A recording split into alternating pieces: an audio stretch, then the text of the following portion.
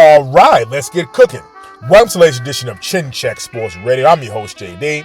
Thank you all for taking the time out to join us. And as always, we welcome any suggestions, feedback, comments, and criticisms, which improves the quality of our program, which ultimately improves your listening experience. Before we get started, I want to tell all of you thank you for your tremendous support. People are slowly but surely finding out about who we are and what we do. They enjoy and respect the passion with which we speak. But as we always say here at Chin Check Sports Radio, we do this because we love it, as we are simply sharing our passion with you all as we continue to build our listening army to take over the world. We are moving right along here with our Chin Check Sports Radio top 10 most controversial boxing decisions of all time, with a caveat based on the fights that we grew up watching. This is no doubt has been fun going down memory lane, reliving some of these fights, watching some of these fights as to why it was so controversial. It was funny in some of the fights. We actually scored them differently than how we scored them the first time, and hopefully we give you an explanation why. But this has definitely been a lot of fun for us, and we only hope that you are here to enjoy the journey with us. Next up on the list, from November 19, 2006 at the T-Mobile Center in Las Vegas, Andre S.O.G. Ward a unanimous decision victory over Sergey the Krusher Kovalev. Now, let's kind of give you a backstory of both men, obviously, before we go into this fight. So we'll start off with Andre Ward. Andre Ward was a highly decorated amateur. In fact, won a gold medal in the 2004 Olympic Games in Greece. Andre Ward was the first American boxer in 8 years to win a gold medal. That goes back to the 1996 Olympics. The gold medal winner for the United States Olympic boxing team was one David Reed. David Reed became the 154-pound champion when he became professional. If you don't know who David Reed is, he was known for having a droopy eyelid due to eye trauma. So, of course, you need both eyes to be clear and to be able to see punches. And he started off his career, I think, had about 10 or 11 fights, fought against Felix Trinidad, the champion from 147 pounds that was moving up, dominated David Reed, and from that point on, Reed just wasn't the same fighter, and that was the end of David Reed. But some other fighters who you might have heard of who won medals at that particular Olympics, in the super heavyweight division, one Vladimir Klitschko won a gold medal. In the light heavyweight division, Vasily the Tiger Girov, who had a great classic fight, who was a former cruiserweight champion as a pro, classic fight against James Toney. A guy by the name of Antonio Tarver won a bronze medal in the light heavyweight division. Antonio Tarver, known as the Magic Man, with the Chin Check Sports Radio #1 upset of all time in his May of 2004 knockout of one Roy Jones Jr. And a guy who you maybe might have heard of, Floyd Mayweather, who lost to a guy from Bulgaria, and the famous, and obviously the clips are all on YouTube, that Floyd Mayweather getting emotional after losing a very controversial decision, and the guy who beat him won the silver medal in that Olympics. Floyd won the bronze. It was fun, ladies and gentlemen. That is the last fight that Floyd Mayweather lost in the ring. I'm going to say this again. That controversial decision is the last sanctioned boxing match, amateur and professional, that Floyd Mayweather ever lost. Let that sink in. So Andre Ward, again, winning a gold medal. And again, and we're definitely some history buffs. Go back and look at Roy Jones's ring entrance when he fought Glenn Johnson in fall of 2004 in the first fight after the Tarver knockout. He walked into the ring wearing a gold medal. That gold medal belonged to Andre Ward. And of course, Roy Jones in 1988, probably the worst ever decision in Olympic boxing history when he lost against a fighter from Korea. So just some funny history here. So Andre Ward's career definitely got going in the professional ranks when he signed up for the Super 6 World Boxing Classic. The Super 6 World Boxing Classic was kind of a tournament with all the best 168-pound fighters or super middleweight fighters of the world at that time. And folks, why they don't do these tournaments anymore? See, again, when people have issues with boxing, these are some of the reasons why. You had a tournament with all the best fighters of a particular weight class, in that case, the 168-pound division. You had the middleweight championship series that produced Bernard Hopkins. So we find it funny why these tournaments aren't being had with the young talent that's in boxing, but that's a conversation for another day. So on November 2001, Andre Ward beats Mikhail Kessler to win the WBA super middleweight title, and the fight was caused from accidental head clashing, but clearly a unanimous decision victory. In June of 2010, a unanimous decision victory over Alan Green. November of 2010, a unanimous decision victory over Seiki Obika.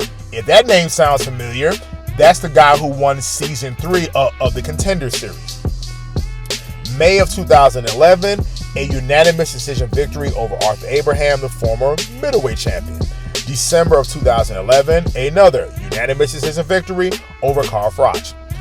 September of 2012, TKO victory against, at that time, the 168-pound champion, the 175-pound champion, Bad Chad Dawson, who moved down to the 168 division for that fight with Andre Ward. Again, fighters took risks, and this is what they did. And a TKO in the 10th round against one Chad Dawson and some other really nondescript opponents before he fought Kovalev. Sergey the Krusher Kovalev. Going to pick up his career, a TKO in the 4th round against Nathan Cleverly. November of 2014, that really got a lot of people's attention, beating up living legend Bernard Hopkins in Atlantic City. That was Bernard Hopkins' next to last fight. There was a lot of fanfare actually going into that fight because Bernard Hopkins was 48, 49 and was the oldest guy contending for a world title. And of course, they're thinking that Bernard would turn back the hands of time again, would beat back the clock and beat Kovalev. And unfortunately, that didn't happen.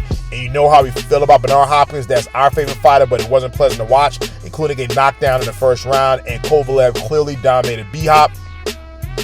March of 2015, in a very somewhat competitive fight, but a TKO victory in the 8th round against former light heavyweight titleist Jean Pascal. Again, a rematch in January 2016 against Jean Pascal, again beating him in the 7th round. And both fights was in Pascal's hometown or home country of Canada, and which now sets up the fight between Andre Ward.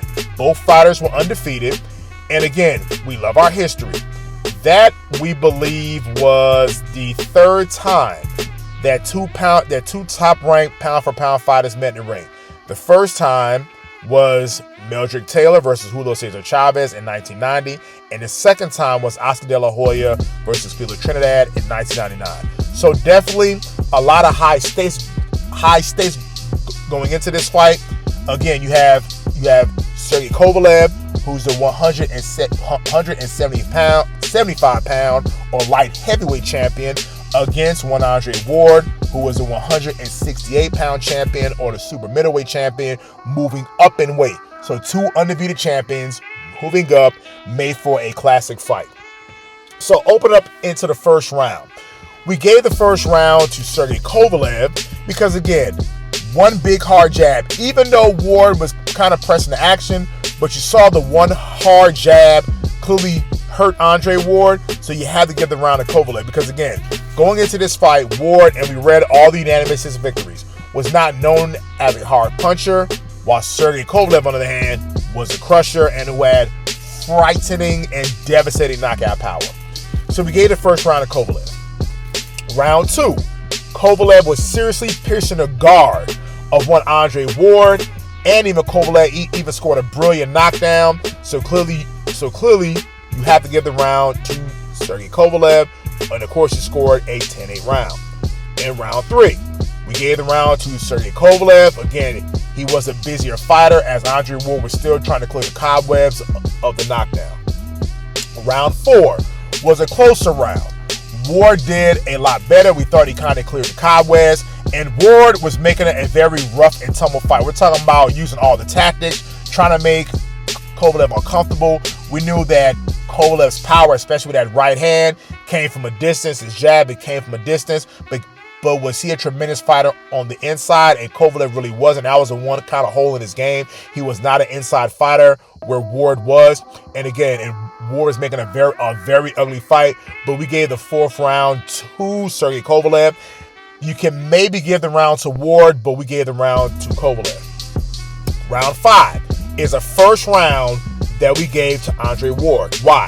a quick left, some good hooks, and in this particular fight, Andre Ward's only punch that was really his effective punch was his left hand, whether it was his jab and the left hook, and obviously some hard body punches. But definitely with a quick left, some hooks in his jab, won Ward round number 5.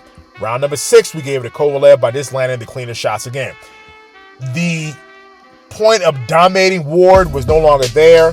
Ward was making a very competitive fight, but we happened to just give that round because we thought that Kovalev landed just the cleaner shots. Round 7.